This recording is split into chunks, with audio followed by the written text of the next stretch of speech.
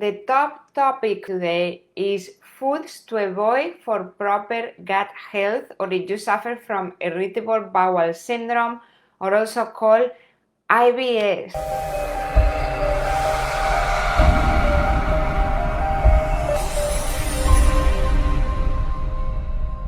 So in the process of healing, it would be important to eliminate them. So here is the top biggest mistakes based on food that people are doing whenever they transition into a whole foods clean diet, but they have also gut problems. What foods to avoid and what you can substitute it to. So I'm gonna give you the swaps as well, what you should avoid and what you substitute for, and I'm going to talk about also how to control what type of foods you can eat and how much of it you can eat.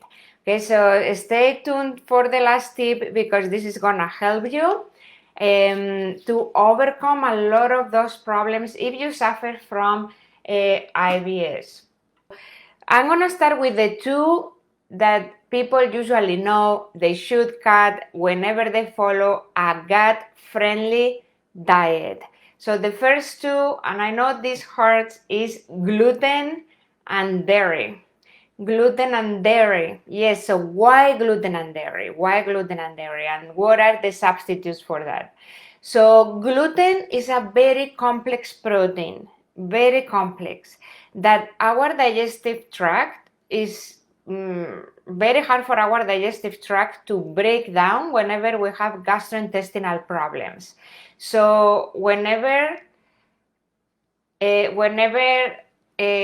we have those problems, we're not able to break down the protein that is in wheat, barley, rye, and other grains that are gluten-based. So gluten becomes one of the most dangerous toxins for the body.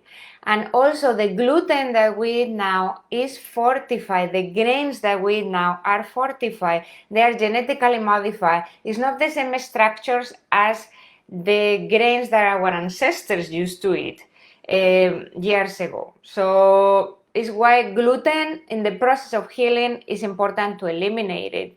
So if you don't want to give up grains, at least focus on grains that are gluten-free, high in protein, low in carbs, like quinoa, millet, amaranth, and buckwheat. And they are also candida friendly if you suffer from candida overgrowth. Then dairy. Dairy has lactose, and lactose is a sugar. If you have yeast overgrowth, bacteria overgrowth, that sugar is going to feed the microbes and it's going to cause more fermentation.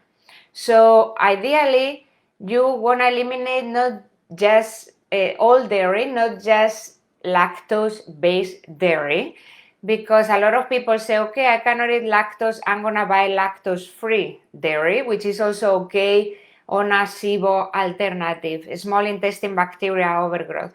However, casein is the other very complex protein that your gut is not going to be able to break down if you have gastrointestinal problems. So in the process of healing, at the beginning, I recommend to eliminate dairy. Casein has the same immune reaction, is the same cross reaction as gluten. Your immune system is going to react to casein. And if you suffer from gastrointestinal permeability, leaky gut, casein casein and gluten are going to be leaking through the gut lining, become systemic, and those are two of the most dangerous toxins for the body, causing a lot of allergies, brain-related disorders, ADD, ADHD, autism, sleep problems, migraines, skin issues, autoimmunity, inflammation, joint pain. So it's why it's better in the process of healing your gut to avoid these foods. Also, talking about sugar, lactose, so let's talk about sugars. Sugar. And when I talk about sugar, it's not just the processed refined sugar. It's also foods that are very, very high in sugar and carbohydrates. Because if you have gastrointestinal issues and gut microbes dysbiosis, that sugar, that carbohydrate, is going to feed the beneficial microbes not just the beneficial microbes, sorry, also the opportunistic microbes and the yeast. So then it's gonna keep growing. So you end up with more candida overgrowth, with a small intestine bacteria overgrowth. If you have parasites, that's gonna also feed the parasites. So sugar is important to cut it down when you are trying to heal your gut. And also if you wanna prevent insulin spikes, try to go for low sugar foods. So I will recommend to cut grains if you can, as much as you can, but if you don't want to cut grains, as I said before, go for gluten-free, high in protein, low in carbs, like quinoa, millet, amaranth, and buckwheat. And go for low sugar fruits. So avoid high sugar fruits. So avoid pineapple, bananas, like the very high sugar fruits that are gonna feed the microbes. So berries, lemons, limes, coconut are your best friends. Coconut is very high in caprylic acid and lauric acid, which are antifungal, antibacterial, antiviral, really good antimicrobial, and they are low carb. So very good when you are healing your gut and you wanna go low carb. So Kimberly join us. Thanks for joining us. So Kimberly says, I have found aloe vera juice, probiotics, psyllium fiber, intermittent fasting to help my IBS. Definitely intermittent fasting gives a rest to your digestive system and helps in rebalancing gut microbes. Psyllium husk is a good fiber. It's not for a long-term fiber because it can damage the villi. And sometimes, and this is an fiber that is a little bit hard, you can change for other soluble type of fibers like flax meal, which you can use in a long term. And definitely aloe vera juice is really good if you suffer from constipation. That is a very good natural laxative. Probiotics are good, but not all the probiotics are made equal. It really depends on what is the problem that you go through. If you suffer from SIBO, small intestine bacteria overgrowth, there is only one strain that you could have, which is Saccharomyces boulardii. So really the type of probiotic depends on the type of IBS that you have. Also Kimberly says, yes, I do live in my sugar intake. Perfect. That is the first most important thing to start doing, which is going low carb to avoid feeding the opportunistic microbes in your gut. We want to starve the microbes. We want to kill the microbes.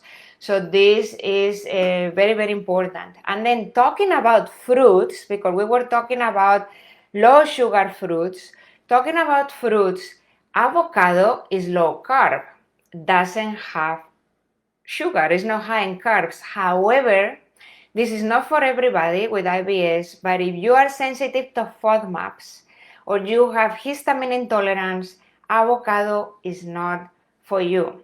So FODMAP is an abbreviation for fructose, oligosaccharides, disaccharides, monosaccharides, and polyols. And those are type of carbohydrates that some people are not able to break down. So they get fermented by the microbes in your gut. So if you suffer from SIBO, candida overgrowth, you have to go on low FODMAP diets. Avocado is high in FODMAP, so it's gonna ferment. Avocado in particular is high in sorbitol. That is the type of FODMAP that avocado has. And you suffer also from histamine intolerance, which is really common in some people with IBS. When you produce more histamine than the histamine that you can break down, then I'm checking a comment in here for aloe vera. That's good. But histamine, if you produce more histamine than the one that you can break down, you end up with histamine intolerance, and avocado is very high in histamine, so it will aggravate your condition. So talking about fruits, not all the low carbs, low sugar fruits are okay, and avocado in particular is one of them. Then more foods to talk about that I have here in the list is large amount of meat. Large amount of meat. And I'm not saying you have to be vegan. We have to be really careful with that, because sometimes going in vegan diets very high in beans and lentils and proteins like that can cause more microbes overgrowth, and they have a lot of FODMAPs. But meat, when you have gastrointestinal problems, the protein and the fat in meat is very hard to break it down. You probably suffer from low stomach acid, and if you suffer from heartburn and reflux, most likely you suffer from low stomach acid. So what is when you don't have enough stomach acid, you're not going to be able to break down large amount of fat and large amount of protein. So that's why try to dosify the amount of meat that you eat. But a lot of people ask me, how much protein should I eat? My answer to that always is, it depends of how much protein you can digest. Because no matter how much protein you have on your plate, if you are not able to break it down, you are not going to absorb it. You are not going to absorb the fatty acids and the protein and the amino acids from that piece of meat if you cannot break it down. So what you can digest is what you are going to absorb. So in the process of healing, you are not breaking down very well the meat. So don't go for more than 2 to 3 ounces steaks. So Shelly says, do you prefer FODMAPs or fast track? So it really depends on the person. I will need to know a little bit more specific, but definitely FODMAPs is a really big deal when the person suffers from SIBO and candida overgrowth, but trying to also follow a low FODMAP, low carb at the same time, because a lot of FODMAP friendly foods are also very high in carbs, and that can feed the beneficial microbes. So all of these are very, very good questions. So more foods that I want to talk about in here is nuts. Nuts. When people transition into healthy diets and whole foods based diets and low carb diets, they start munching in nuts. And nuts can be really dangerous when you suffer from IBS or other type of gastrointestinal disorder. And why is that? First, because nuts, even if we see them as a protein, they're also high in carbs. So when you eat too many nuts, you are gonna be eating too many carbs, spiking insulin levels, and you are gonna also feed the opportunistic microbes like the yeast, candida overgrowth, SIBO. So you wanna avoid to incorporate too many nuts in your diet.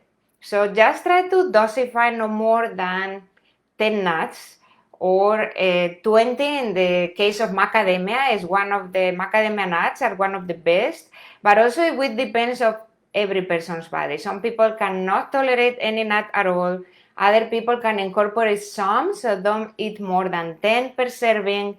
And definitely, if you suffer from histamine intolerance, nuts can trigger also histamine release for some people. So be careful with nuts. They tend to ferment a lot because they also have carbohydrates.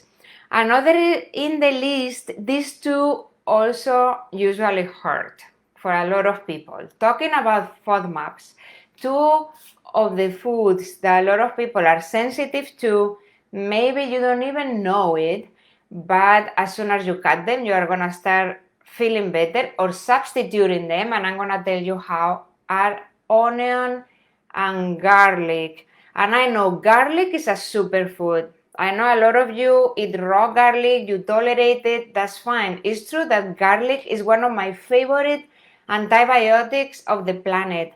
Allicin is the active compound that is really good when you are fighting SIBO, for example, or any other infection. But the isolated form of allicin from garlic, because if you are sensitive for FODMAPs, garlic is high in oligos, and black garlic is high also in fructose, and onion is high in oligos. So those are the type of FODMAPs that you maybe start fermenting, and fermentation is equal bloating, gas, constipation, diarrhea, abdominal discomfort.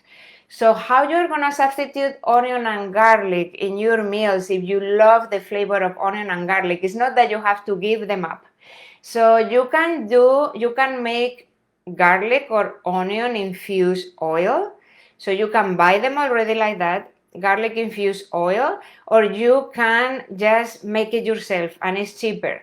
You add the oil that you are gonna use for cooking in your pan, you add the garlic and the onion, and then after they are golden brown, eliminate them. So in that way, you have made garlic and onion infused oil. So you get the flavor of the garlic and the onion, but you are not eating them. So saute garlic and onion in your oil and then eliminate them. So you still have the taste, but you don't need the FODMAP.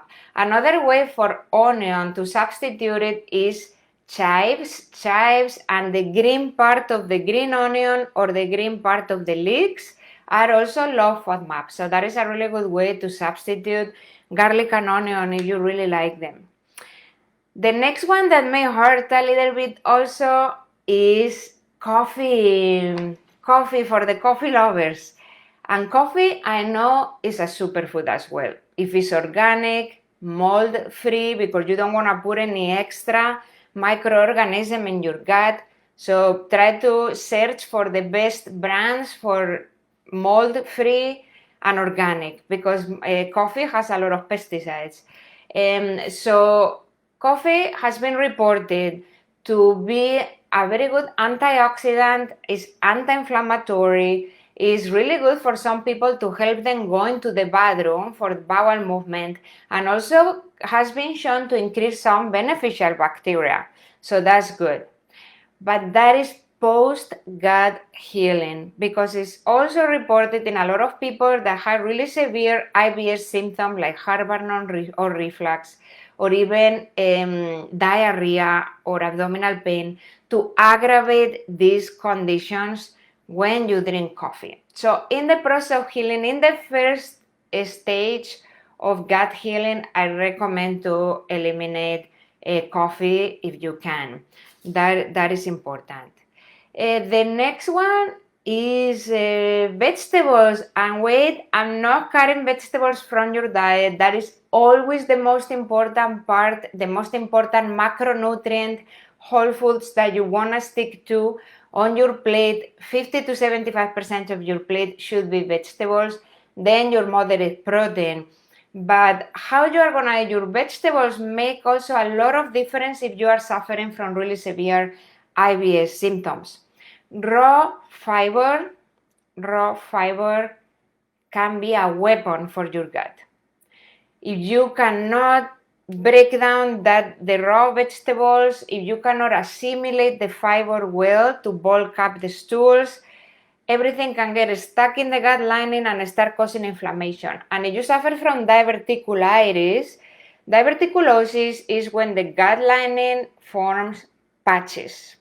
So then the food is going to start getting stuck in the patches, and that causes diverticulitis, which is inflammation.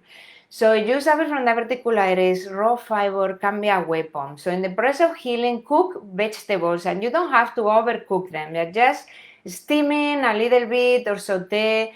That helps in helping you breaking down that fiber, so you are gonna assimilate it well. If you go to the bathroom and you see in your poops vegetable fibers, that means that you are not really processing very well the vegetables, and the raw fiber can be one of the things that we can blame too.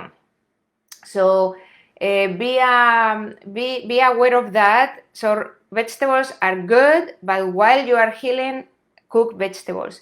And the last one that I want to talk about in here, talking about vegetables, is fermented vegetables.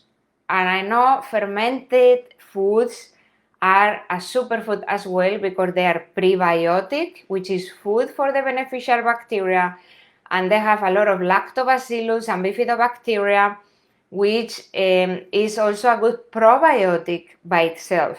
So adding fermented foods with your meals for some people with IBS is okay, but for other people it's not okay. If you have a small intestine bacteria overgrowth, putting that type of probiotic, that is a lactic acid fermentation, is gonna aggravate SIBO. So it really depends on every person's body. Not all fermented foods are made equal, and they are very high in mannitol, which is the type of mannitol is the type of FODMAP that you may ferment if you are sensitive to FODMAPs. However, when we look at the amount of fermented red cabbage, not the green, the red cabbage, that is the type of sauerkraut that you can tolerate the most. From the FODMAPs, you can eat up to half a cup with your meals, which actually is a lot. So that is the one that has the least amount of FODMAP, red cabbage base. But if you suffer from histamine intolerance, again, fermented foods are very high in histamine, so you are not going to be able to put any fermented food at all in the process of healing histamine intolerance. This is not something that you will have to live with. But as I said, there are different substitutes depending on your body. Every person's body is completely different, and the approach and the type of things to work with is different as well. And something that I said at the beginning that I wanted to talk about, a very simple trick that I want to give in here, also to control what foods you can eat. If you are just sensitive to low FODMAPs, you don't care that much about the histamine or the carbs, just the FODMAPs. You want to control what FODMAPs you can eat and how much of it, so you are not that restricted. Is Monash Institute designed the low FODMAP diet. So you can go to your phone if you have a smartphone, and then go to the App Store, and you can pay for the low FODMAP Monash Institute app, or there is another app that is completely free and is exactly the same as the other one, that is called FODMAPs, F-O, D as Doctor, M as Mary, A and P as Peter, FODMAP A to Z. FODMAP A to Z. So that app, when you sign in, you can put any type of food, search for the food, and it's gonna tell you the foods are gonna come with different colors, green, red, or orange, depending on how much FODMAP you have in there. And when you click on it, it's gonna tell you exactly how much of that food you can eat. For example, for garlic, no matter what, you cannot eat anything. But for example, for sweet potato, when you put sweet potato, it tells you you can eat up to half a cup per meal. If you eat more than half a cup, that means it's gonna start fermenting. So this is a really good trick to avoid being that restrictive, because I could tell you don't eat sweet potatoes at all. But if you love your sweet potato, if you want to prevent fermentation, you can go to the app, see how much you can eat, and then you can still enjoy your sweet potato. Those amounts are based on serving, not per day, per meal, not per day. So it's even better because it's per meal. So this is a really, really good trick. And yeah, I hope you have followed all this list and this trick. And also, as you can see, below in the link, if you want to learn even more how to beat your IBS, how to improve your gastrointestinal conditions, because this is not something you have to live with, I encourage you to join me in my next free masterclass, the top strategies to eliminate bloating and stubborn abdominal fat. And this can apply to reflux and any other type of gastrointestinal issue. And join me. It's completely free, and there's gonna be a lot of prizes if you connect live. It's gonna be fun. So I hope to see you there. I'm really here to support you in your health journey, and I know how debilitating can be living with gastrointestinal problems, because I was there years ago. And it can be really frustrating. So I'm here to support you in that journey. Thank you so much for joining, and I hope you join me on September 13 live. Have all a wonderful rest of the day. Bye.